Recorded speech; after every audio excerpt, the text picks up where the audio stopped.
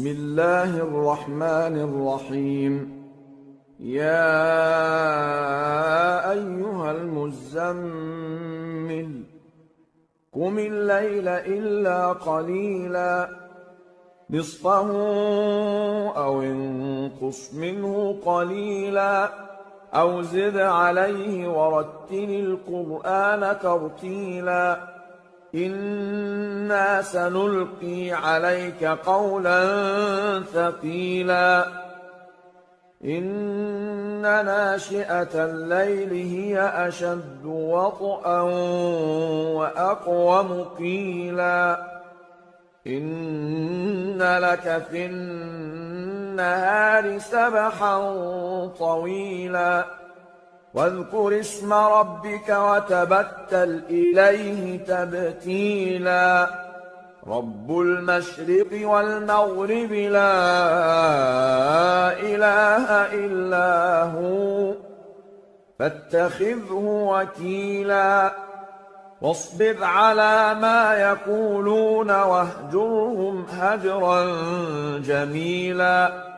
وذرني والمكذبين أولي النعمة ومهلهم قليلا إن لدينا أنكالا وجحيما وطعاما ذا غصة وعذابا أليما يوم ترجف الأرض والجبال وكانت الجبال كثيبا مهيلا إنا أرسلنا إليكم رسولا شاهدا عليكم كما أرسلنا إلى فرعون رسولا فعصى فرعون الرسول فأخذناه أخذا وبيلا فكيف تتقون إن كفرتم يوما يجعل الولدان شيبا السماء منفطر به كان وعده مفعولا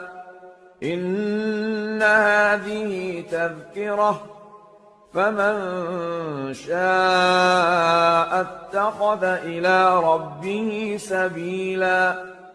إن ربك يعلم أنك تقوم أدنى من ثلثي الليل ونصفه وثلثه وطائفة من الذين معك والله يقدر الليل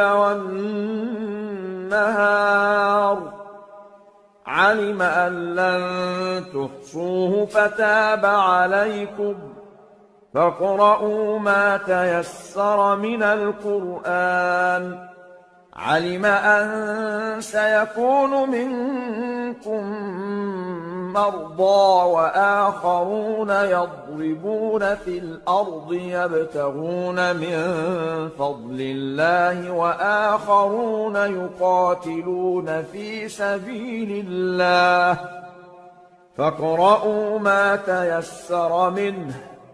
وأقيموا الصلاة وآتوا الزكاة وأقرضوا الله قرضا حسنا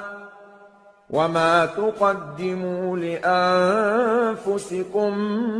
من خير تجدوه عند الله هو خيرا وأعظم أجرا واستغفروا الله إن الله غفور رحيم.